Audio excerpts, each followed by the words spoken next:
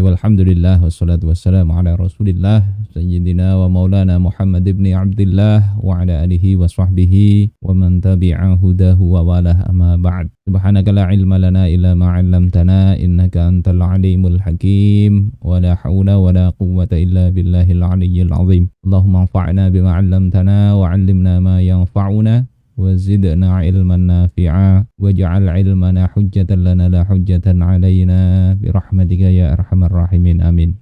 Insyaallah kita lanjutkan membahas lanjutan dari kemarin, yakni bagaimana langkah menghalangi dakwahnya Rasulullah sallallahu alaihi wasallam. Kalau sebelumnya orang-orang kafir Quraisy mengirim orang paling pintar di kalangan mereka yang mereka anggap paling jenius lah untuk berdiskusi, yakni Utbah bin Rabi'ah, dan ternyata justru Utbah bin Rabi'ah ini terpengaruh dengan Rasulullah sallallahu alaihi wasallam, justru memuji Nabi. Kemudian mereka mengutus mufawadatu zu'ama'i Quraisyin mujtami'in. Mereka utusan para pemimpin Quraisy yang mereka bersama-sama. Bahasa sekarangnya mungkin demo walaupun tidak banyak, tapi mereka ngumpul semua. Dhanna zu'ama'u Quraisy anna Utbah ibn Rabi'ah lam yuwaffiq fi quwwatil hujjah bima yastati'u bihi iqna'a Muhammadin bitawakkufi an bathi afkarihi wa jam'in nasi ilaih. Para pemimpin Quraisy itu yakin. Dzanna ini bisa artinya menduga kuat, bisa juga artinya yakin bahwasanya Utbah bin Rabi'ah itu tidak punya kekuatan hujjah, tidak layak hujjahnya. Artinya tidak sanggup mendebat Muhammad itu, tidak sanggup untuk memuaskan Nabi Muhammad sallallahu alaihi wasallam untuk berhenti menyebarkan pemikiran beliau dan mengumpulkan manusia mendukung beliau. Utbah dianggap gagal, tidak sanggup. Walidzalika ada min indihi bi khafiyyin hanin wa amara Muhammad la yahtamilu as-sukut alaihi. Nah itu maka bertambahlah di dalam diri mereka itu rasa permusuhan, wa amru Muhammad la yahtamil as-sukut alaihi. Sementara urusannya Nabi Muhammad ini tidak berhenti, tidak diam, tetap bertambah terus. Fal Islamu yazdadu intisyaran fi buyuti Makkah. Islam itu bertambah tersebar di rumah-rumah di kota Makkah. Wa atba'u Muhammadin yazdaduna fi kulli yaum. Sementara pengikut Nabi Muhammad sallallahu alaihi wasallam mereka bertambah setiap hari. Wa Quraisyun la tamliku minal imkaniyat ma yumkinuha min mulahaqati jami'i asbabi Muhammadin wal batshi bihim. Sementara orang-orang Quraisy itu mereka tidak memiliki kemungkinan, tidak memiliki peluang yang memungkinkan untuk menghadapi seluruh sahabatnya Nabi Muhammad dan menyiksa mereka. Tidak bisa. Langkah itu menurut logika mereka tidak bisa ditempuh. Hadza in aflahal batsh. Ini kalau siksaan itu beruntung. Fama baluka idza azharat al ayyam annal batsha la yaziduhum illa salabatan wa samudan. Lalu bagaimana bagaimana perasaan engkau, bagaimana pendapat engkau jika ternyata hari itu telah memberitahu, hari-hari itu telah memberitahu, telah menunjukkan bahwasanya siksaan itu tidaklah menambah kepada pengikutnya baginda Rasul kecuali menambah keteguhan mereka dan kekuatan mereka, tambah teguh disiksa itu. Jadi ini mereka lihat begitu, coba nggak gemes gimana? Cara baik-baik sudah dibujuk, sudah diancam, sudah disiksa, sudah ternyata tambah kuat. Kemudian utusan sudah ditawari macam-macam tidak mau. Walidzalika ijtama'a ra'yuhum ala yajtami'a bi Muhammadin alaihi salatu wassalam asyrafu Quraisyin min kulli qabilah. Karena itulah mereka pendapat mereka itu satu, bahwasanya untuk mengumpulkan menghadapi Nabi Muhammad sallallahu alaihi wasallam itu orang-orang mulia Quraisy dari setiap kabilah. Jadi dikumpulkan tokoh-tokohnya itu. Siapa mereka? Wahum Utbah bin Rabi'ah. Mereka adalah Utbah bin Rabi'ah yang dulu sudah kemarin pekan lalu sudah kita sampaikan itu.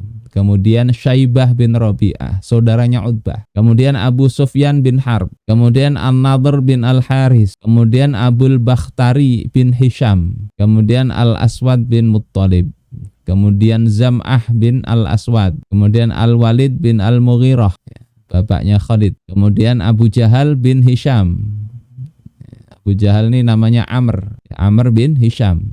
Kena gelar Abu Jahal karena menolak dakwahnya Rasulullah Shallallahu Alaihi Wasallam, padahal dia ini ngerti Rasul itu betul. Kemudian Abdullah bin Abi Umayyah, kemudian Al-As bin Wa'il, kemudian Nabih dan Munabbih. Keduanya ini adalah anaknya Hajjaj. Kemudian Umayyah bin Khalaf. Umayyah bin Khalaf ini tuannya dari Bilal bin Rabah radhiyallahu an. Ini berapa ini? 13 orang ya. 13 orang ini mereka mau menemui Rasul, berunding dengan Rasul. Karena apa? Kalau sendirian kayak Utbah dianggap tidak sanggup ini. Kalau rame-rame kan secara psikologis bisa memberikan tekanan. Jadi keroyok rame-rame. Hatta idza ma qasurat al-hujjah ya bi ahadihim laqanahu iyahu sahibuhu. Ya, laqanahu iyahu sahibuhu. Hingga ketika salah satu mereka itu dianggap kurang kuat hujahnya, maka yang lain akan menyampaikan hujahnya untuk memperkuat. Ya, apa istilahnya? Kerjasama.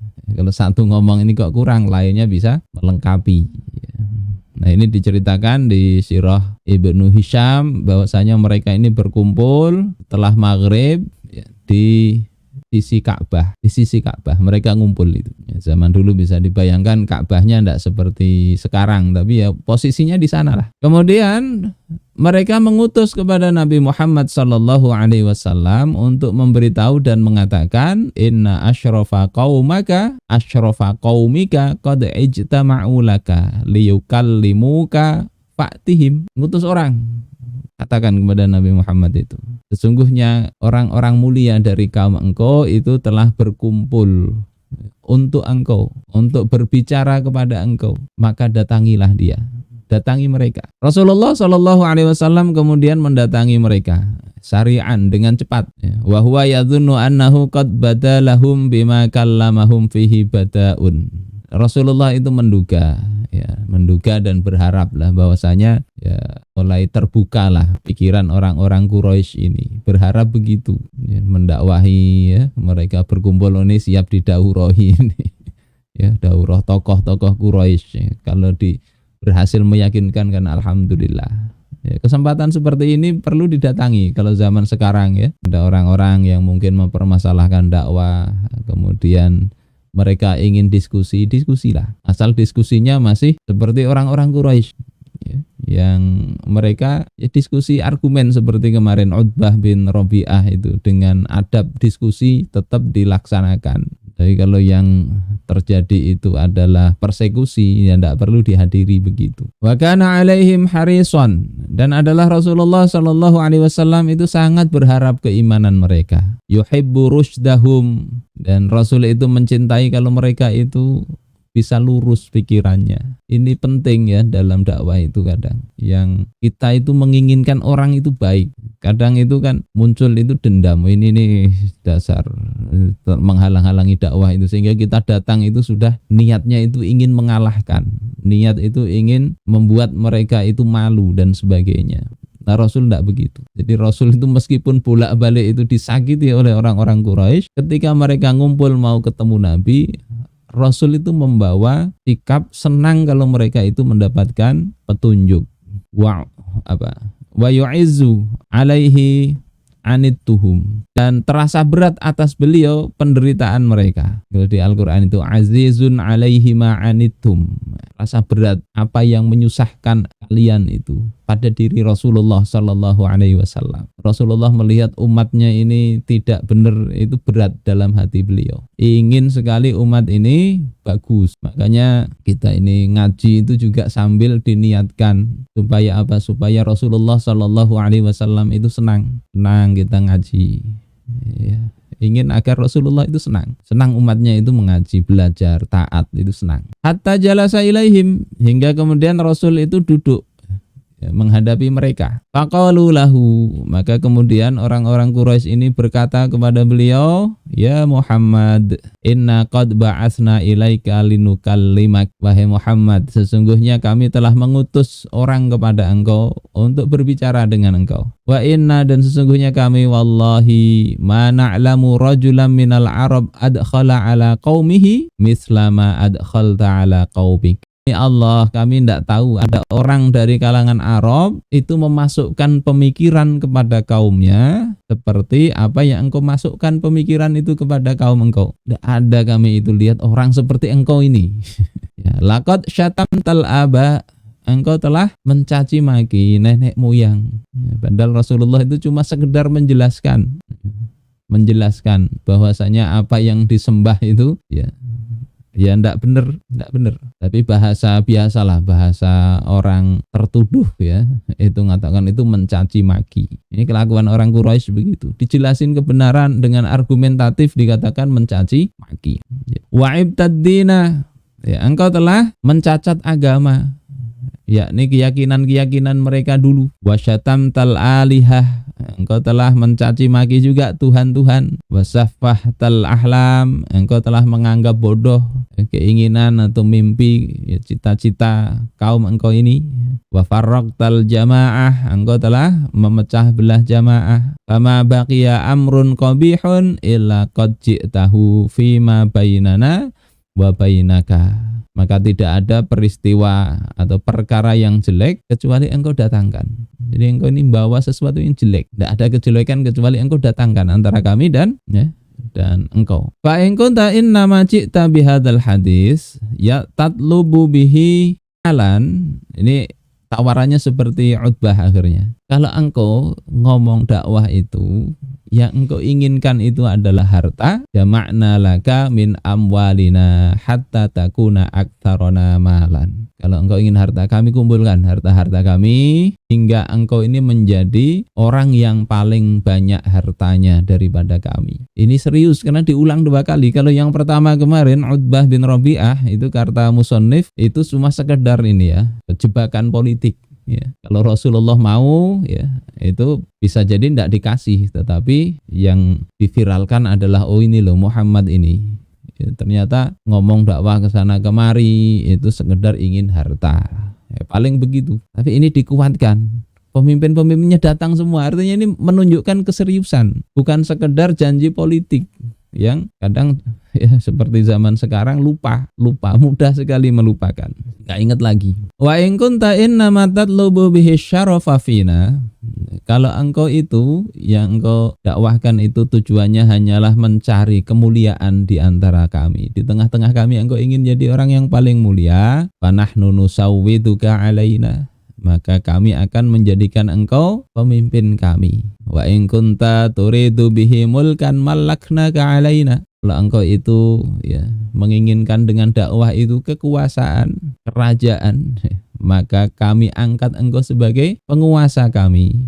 Ya, bukan jadi wakil tapi jadi kalau sekarang kan hanya sekedar jadi wakil itu ya sudah moral-moral itu sudah enggak penting ya. Jujur apa enggak penting, padahal sekedar jadi wakil. Bahkan yang lebih parah bukan jadi wakil, bukan jadi calon ya, ikut dibela-belain ya, berkata yang enggak benar. Ini Rasulullah mau jadikan orang top mereka.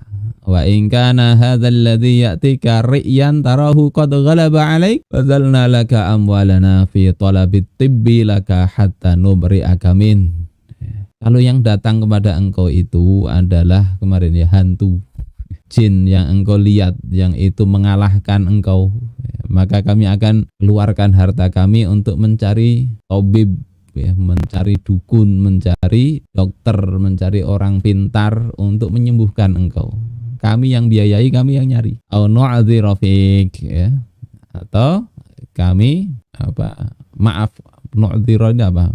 Menganggap kalau misalnya tidak sembuh ya dimaafkan aja, tidak apa-apa. Tapi yang jelas keinginan-keinginan ini ya kalau memang itu yang engkau maksud maka kami berikan semua. Terus apa jawaban Rasulullah Sallallahu Alaihi Wasallam? Kalau Utbah bin Rabi'ah kemarin setelah nawarin ini Rasulullah bilang sudah selesai ngomong ya, kata Rasul. Sudah, kata Utbah, sudah, sekarang gantian dengerin. Rasul cukup membacakan surah Fussilat. Nah, setelah ini kaumnya ini datang memberi tawaran yang sama, kok enggak kapok-kapok ini.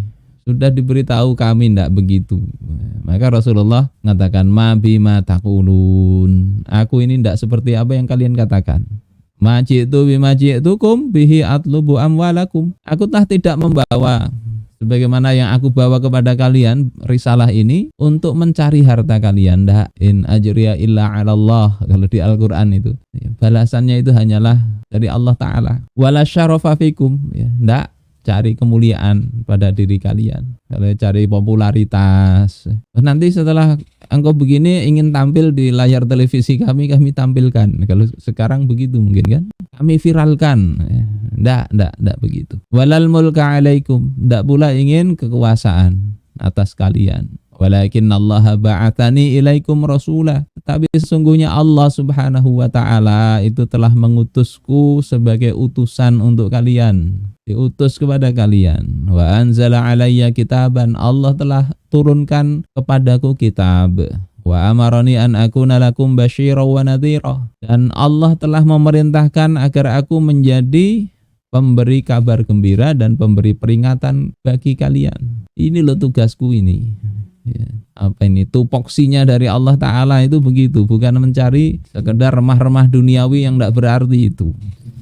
Faballaghtukum risalati Rabbi, maka aku sampaikan kepada kalian risalah Tuhanku. Wa nasahtu lakum, aku berikan nasihat. Fa in taqbalu minni ma ji'tukum bih fa huwa hadzukum fid dunya wal akhirah. Kalau kalian menerima dariku, ya, apa yang kubawa dari risalah ini kalian terima, maka itu bagian kalian, bagian yang besar, keutamaan di dunia dan akhirat. Wa in tarudduhu alayya asbir li amrillah.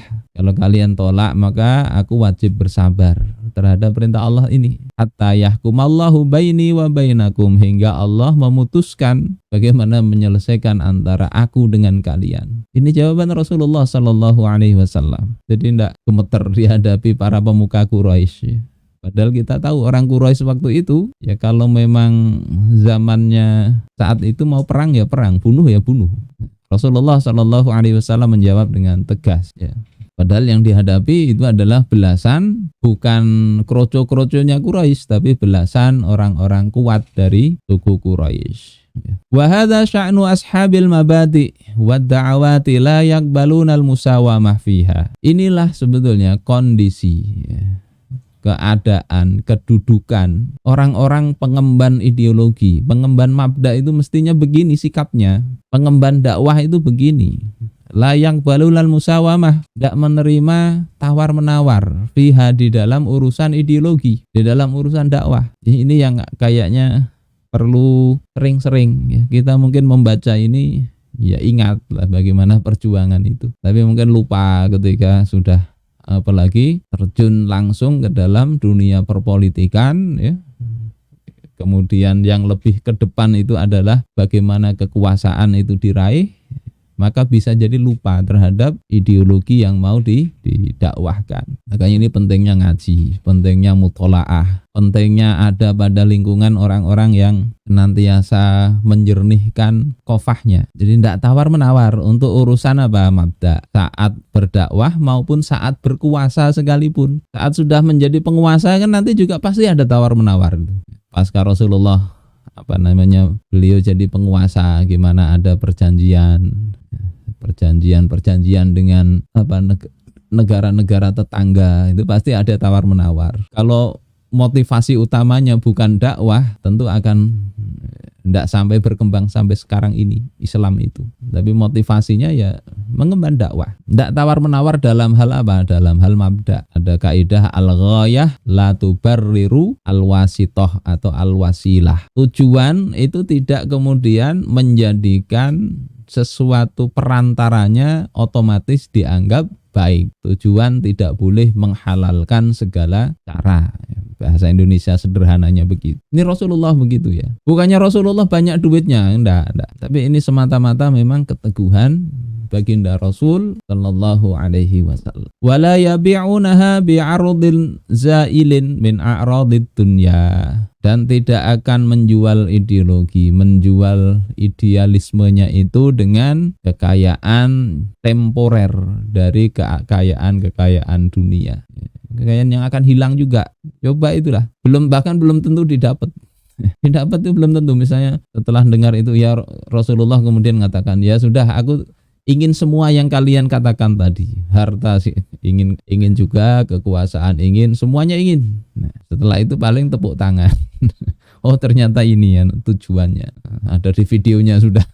Kalau sekarang kan bisa begitu. Waliqailin ayyaqul, bisa jadi seseorang mengatakan, laqad ba'atsallahu Muhammadan sallallahu alaihi wasallam litablighir risalah wa iqamatid daulah allati tutabbiqu mabadi'a hadhir risalah. Allah ya, kadang bisa jadi orang mengatakan Allah itu kan mengutus Nabi Muhammad untuk menyampaikan risalah, untuk menegakkan daulah, yang dengan daulah itu ideologi atau risalah itu bisa diterapkan. Kan itu kan dakwah itu kan itu. Segenggam kekuasaan itu lebih bermakna daripada segerbong pengetahuan. Ada orang begitu. Kan diutus untuk itu, untuk menegakkan daulah. Daulah itu bisa menerapkan hukum syariat, menerapkan risalah, ya. Batu sayyirus syair al-hathis nahwa ahdafiha, ya, dengan daulah itu perjalanan itu bisa menjadi lebih cepat ke arah tujuannya. Kalau kayak logika kan begitu. Ketika sudah jadi penguasa kan penguasa pasti jadi orang top, orang paling besar. Peluang untuk semakin lancar dakwah itu akan ada. Orang-orang Quraisy akhirnya mendukung dakwah Rasul dengan catatan tadi, berhala-berhala biarin aja. Kan bisa begitu. Wa inna Quraisyan ta'ridul mulka war ri'asah ad-daulah ala Muhammadin. Dan inilah para Quraisy, pembesar Quraisy itu telah menawarkan kekuasaan dan kepemimpinan negara atas Nabi Muhammad sallallahu alaihi wasallam. Falimadza lam yaqbalha? Lalu kenapa Nabi enggak nerima? Ya, kalau dari sisi strategi sekarang ya terima dululah. Urusan belakang ya belakangan. Yang penting jadi penguasa itu kan bisa, nanti harus punya anak buah, bisa memobilisir kekuatan kan bisa. Pelan-pelan itu disingkirkan satu persatu. Ya, entah dengan munas atau apa misalnya kan bisa. Namanya penguasa kan nyaman aja. Al-Walid bin Al-Mughirah ini bisa diselesaikan pelan-pelan. Abu Jahal bin Hisham tadi, Amr bin Hisham. Oh ini karena saya jadi penguasa, kamu saya tugaskan saja berperang, kasih lawan yang berat biar mati di sana. Ya kan bisa begitu. Ya.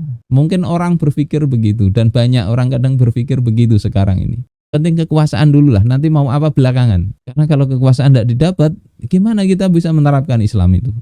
Bisa jadi begitu, pikiran-pikiran itu ada. Wahuna la budda lana min idahi iddati niqatin siyasiyah. Maka di sini menjadi keharusan bagi kami untuk menjelaskan sejumlah poin-poin politik, ya. Jadi ini yang terpenting sebetulnya dari kitab ini ya, penjelasan Profesor Dr. Wasqal Ahji terhadap peristiwa-peristiwa dalam sirah. Kalau peristiwanya itu kita baca di Sirah Ibnu Hisham, ya, di yang sirah yang baru misalnya kitab yang banyak kitab sirah nabawiyahnya Imam Ibnu Katsir. Terus Ar-Rahiqum Maktum itu kan banyak sirah juga, kajian sirah. Fiqhus sirah. Nah, yang agak mahal di sini adalah niqat siyasiyah ini, poin-poin politik. Membaca kejadian itu gimana secara politis. Ya ala ghayatin minal ahamiyah, yakni poin-poin yang terpentingnya menurut beliau. Pertama ini, ya. Inna ayyata daulatin la taqumu ala qaidatin sya'biyah mu'minatin biha wa mukhlasatin atau mukhlisatin laha tantahi haitsu tabda. Sesungguhnya negara manapun yang negara itu tidak berdiri di atas basis massa yang beriman, tidak berdiri di atas basis massa yang beriman kepada akidah atau ideologi tadi, wa mukhlisatin laha, dan mukhlis, ya, ikhlas murni untuk hidup demi ideologi tadi, demi agama ini, ya, negara yang tidak berdiri di atas itu, ya, orang-orang yang sadar, beriman dan ikhlas, tantahi haitsu tabda, maka akan berakhir ketika dia memulai. Pada saat memulai itu ya sudah hancur lah. Ini bahasa beliau itu. Tantahi haitsu tabda. Berakhir saat memulai. Kalau negara itu tidak dibangun di atas basis massa yang beriman dan ikhlas. Ini kalau kita terapkan sebetulnya bukan hanya negara, tapi partai juga sama. Begitu dideklarasikan itu padahal sebenarnya itulah sudah ujungnya itu situ. Awalnya itu adalah ujungnya. Karena pada akhirnya ya tidak ada lagi. Orang yang membawanya tidak mengimani itu, terus mau kalau jadi partai-partai apa, kalau mau jadi negara-negara apa itu, ya sekedar kumpulan orang-orang. Walau tatamakkan minal wuqufi muntasibatil qamah, dan tidak akan mungkin untuk tetap berdiri tegak itu ndak. Wa hadhil qaidah lam tatawaffar ba'du liddaulatil lati yabtaghi ar-rasulu shalawatullah wa salamuhu alaihi. Nah, kaidah atau basis massa ini, kaidah sya'biyah ini belum terpenuhi untuk tegaknya daulah yang diinginkan Rasulullah sallallahu alaihi wasallam. Orang-orangnya belum lah. Walidzalika rafadha Rasulullah sallallahu alaihi wasallam al-mulka. Karena itulah maka Rasulullah menolak kekuasaan ini. Ini sebab pertama. Jadi apapun itu penting landasan. Kalau organisasi itu orang-orangnya ini loh ya, sadar ndak,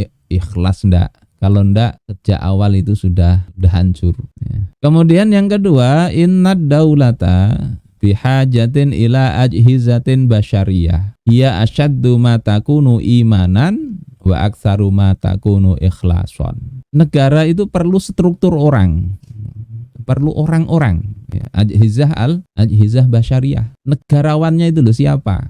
Ya makanya ini perlu para pemirsa sekalian punya anak, punya kader itu dididik jadi negarawan. Apa yang diperlukan? Nah, ini oleh Syekh Taqiyuddin An-Nabhani itu pendidikannya ke situ, sikap seorang negarawan. Jadi tidak boleh ngambekan, dibully sedikit, bunuh diri itu kan sikap tidak karu-karuan itulah. Dan kita ini problem sekarang itu. Tidak hanya di kalangan umat secara umum ya, krisis kader ini. Gini-gini katanya mau generasi emas 2045. Kalau tidak dipersiapkan generasi emas apa? Generasi lemas, ya, lemas atau cemas ya. Kemarin baca berita ada di TV One atau apa itu ya, yang anak 10 tahun sudah berzina, 10 tahun. Dia nginep di rumah temennya katanya oleh bibinya, ya diizinkan atau gimana gitu, yang jelas nginep di rumah temennya sesama perempuan. Ternyata perempuan ini membawa teman lelaki umur sekitar 13 tahun. Ini kan usia-usia SD, lulus SD lah. Jadi 2 perempuan, 2 laki-laki berzina itu, ya Allah, na'udzubillah. Di generasi begini mau disiapkan jadi pemimpin gimana? Dan yang lebih mengerikan lagi itu kadang istilah ini hubungan having sex. Jadi berzina itu ndak ada kok pacaran ndak ya. Apalagi ada komitmen ya. Aku nanti mau bertanggung jawab. Ndak ada begitu. Sekedar untuk kesenangan aja. Jadi mbak pacaran juga ndak ya. Ya sekedar kayak orang pipis di toilet, bisa pinjem toilet. Ini problem generasi. Apalagi mau dikasih tambahan alat kontrasepsi. Saya pikir ini gimana ini, ya Allah. Mudah-mudahan anak cucu kita dan para pemirsa sekalian ini Allah berikan perlindungan lah dari komunitas begitu. Pilihkan komunitas yang baik ya. Jadi negara itu lebih memerlukan struktur manusianya ya. Padahal ada lagunya itu bangunlah jiwanya ya. Bangunlah infrastruktur. Sekarang infrastruktur perbaikin. Ngutang-ngutang enggak apa-apa ya. Hutangnya banyak gitu. Orang nih yang penting, ini orang. Itu lebih diperlukan keimanan dan keikhlasan. Wa fil waqtil ladzi urida ala Rasulillah sallallahu alaihi wasallam al-mulk lam yakun Rasulullah sallallahu alaihi wasallam qad a'addal ajhizatal kafiyah. Pada saat ditawarkan kepada Rasulullah kekuasaan itu, Rasulullah itu belum siap ya struktur yang mencukupi. Allati yatma'innu ilaiha li idarati hadhihi daulah wa tawalla amroha. Yang struktur itu membuat hati Rasulullah tenang untuk mengurus negara dan mengurus urusan-urusan negara itu. Nah, ini anak yang generasi awal masuk Islam masih anak-anak kecil kan banyak itu. Wala taqumu daulatun bisawa'ida min man la yu'minu biha wala yakhlusulaha. Dan negara itu tidak akan bisa berdiri tegak dengan support dari orang-orang yang nggak mengimani ideologinya dan tidak ikhlas. Percaya tapi tidak ikhlas. Ini tidak bisa bagus. Ikhlas tapi tidak percaya, gimana bisa? Apalagi ideologinya tidak ada. Lebih parah lagi. Jadi pertama tadi tentang orang-orangnya, yang kedua itu strukturnya. Karena itu maka umat itu mesti mempersiapkan diri. Kalau ingin Islam diterapkan, mestinya disiapkan orang-orang yang mengkaji ini urusan ekonomi ini siapa, ekonomi Islamnya, kemudian pendidikan Islamnya gimana, ngurus urusan kemasyarakatan, hukum-hukum tentang itu siapa, ngurus tentang peradilan siapa. Nah itu mesti siap orang-orangnya itu menghadapi problem-problem yang ada di masyarakat sesuai dengan hukum-hukum Islam. Oh itu kan sudah banyak di kitab-kitab. Iya memang betul sudah banyak. Tetapi betulkah siapa yang mengkaji itu? Nanti bingung sendiri. Maka perlu dipersiapkan termasuk kita. Allah memberikan pertolongan itu sesuai dengan kadar persiapan. Al-ma'unah ala qadril ma'unah gitu. Ma'unah pertolongan Allah itu sesuai dengan kadar persiapannya. Kalau tidak siap gimana? Makanya ada kitab judulnya An-Nasru Sababuhu Al-I'dad. Pertolongan Allah itu sebabnya adalah Al-I'dad. Di antara sebab terpentingnya ya. Sebab-sebab yang lain ya banyak, tapi yang penting itu adalah persiapkan. Kemudian yang ketiga, inna qiyamad daulah fi wasati a'daiha wa hiya ajizah an basti sultaniha alaihim. Sesungguhnya berdirinya negara di tengah-tengah musuhnya, sementara negara itu lemah untuk melebarkan kekuasaan atas mereka. Hiya mujazafatun bisum'ati hadhihi daulah. Itu adalah beresiko terhadap reputasi negara ini. Jadi tidak akan bagus ya, kalau lemah. Sehingga mau tidak mau itu ya harus ibaratnya struktur inti itu harus kuat. Kalau lemah itu ya justru merusak reputasi. Apalagi tidak jelas konsepnya ya, asal yang penting di negaranya ya, malah jadi yang maunya semangatnya menerapkan Islam justru tidak paham menerapkan Islamnya. Akhirnya bertentangan dengan hukum Islam, itu kan jadi reputasi buruk. Nanti yang belakang-belakangan itu akan malah antipati. Oh dulu ada begini ya. Orang keluar mau Islam. Ternyata perilakunya kok begini. Akhirnya yang nggak senang Islam. Sehingga perlu hati-hati. Karena orang itu kadang melihat ya, yang disuarakan apa, perilakunya apa. Perilaku itu yang lebih diperhatikan orang dan ngefek kepada yang disuarakan. Menyuarakan Islam, perilakunya tidak baik, perilakunya yang lebih dilihat. Ngefeknya kepada suara Islamnya. Oh Islam itu begitu ternyata. Nah ini dalam aspek pribadi ya, maupun kepartean termasuk negara ini perlu diperhatikan. Wa talama anna Rasulullah sallallahu alaihi wasallam ghairu qadir fi hadhil marhalah mimbasati sultanihi ala Quraisy faminal khair ayu akhira qiyamad daulah hatta yusbiha qadiran ala dzalik. Dan sepanjang Rasulullah itu belum sanggup untuk sampai pada marhalah ya, melebarkan kekuasaannya kepada orang Quraisy, maka merupakan hal yang baik untuk menunda tegaknya daulah hingga siap atas hal tersebut. Ini secara politis begitu menurut musannif. Jadi memang belum. Ya tentunya ini Rasul dengan wahyu Allah Ta'ala. Karena beliau tidak mengikuti hawa nafsu. Kemudian yang keempat, ya, summa inna Rasulullah sallallahu alaihi wasallam yuriduha daulatan min sun'ihi huwa, min sun'i abna'il Islam. Kemudian Rasulullah itu ingin negara itu hasil dari kerja beliau, hasil dari kerja anak-anak kaum muslimin. La daulatan soni'ah li'a'da'il Islam. Bukan negara yang dibikin oleh musuh-musuh Islam. Ini kekuasaan diberikan oleh orang yang memusuhi dakwah Islam. Wa yuriduha ri'asatan yasna'ul muslimuna lahu arsyaha bi aidihim la ri'asatan yakunu fiha ajiran li'a'da'illah wa muharibi mabadi'i. Beliau yang inginkan itu adalah kekuasaan yang kaum muslimin yang membuatnya itu, yang meninggikan kekuasaannya itu dengan tangan-tangan mereka, bukan kekuasaan kepemimpinan yang beliau itu jadi pemimpin tapi pada hakikatnya jadi ajir, jadi upahan, jadi boneka, jadi jongos, jadi petugas musuh-musuh Allah Ta'ala, yang musuh itu memerangi mabda beliau, memerangi dakwah tapi memberikan kekuasaan. Tidak ingin begitu. Apa yang bisa didapat kalau kekuasaan begitu? Makanya di dalam Al-Quran itu kan yang diminta sultanan nasiro, kekuasaan yang menolong. Menolong apa? Menegakkan hukum Allah Ta'ala, menegakkan Islam. Nah kalau begini kan enggak, berkuasa malah justru ngomong Islam saja enggak berani, nanti menyinggung sana. Itu kan yang kadang banyak terjadi.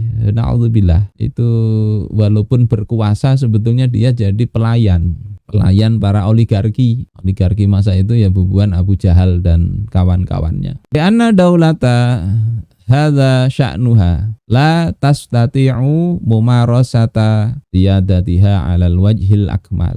Karena negara kalau bentuknya itu begini, negara walaupun berkuasa tapi modelnya begitu, penguasa tidak akan punya kemampuan, negara tidak akan mampu untuk mengatur, ya, menggunakan kekuasaannya itu dalam bentuk yang sempurna. Ngatur rakyat tidak bisa. Wa iqamati mabadi'iha 'alal wajhil ladzi tuhibbu, menegakkan ideologinya dalam bentuk yang disenanginya, tidak bisa. Wa min ajli hadza kullihi rafadha Rasulullah sallallahu alaihi wasallam al-mulka alladzi aradahu alaihi al-musyrikun. Karena semua inilah maka Rasulullah sallallahu alaihi wasallam menolak kekuasaan yang ditawarkan oleh orang-orang musyrik tersebut. Ini mudah-mudahan bermanfaat bagi kita dan kita semakin melihat persoalan politik itu bisa meneladani, mencontoh beliau. Tidak sekedar ingin kekuasaan. Walaupun dengan alasan dakwah, lihatlah apakah memang setelah berkuasa itu dakwah makin berkibar atau malah menjadi contoh negatif di dalam dakwah.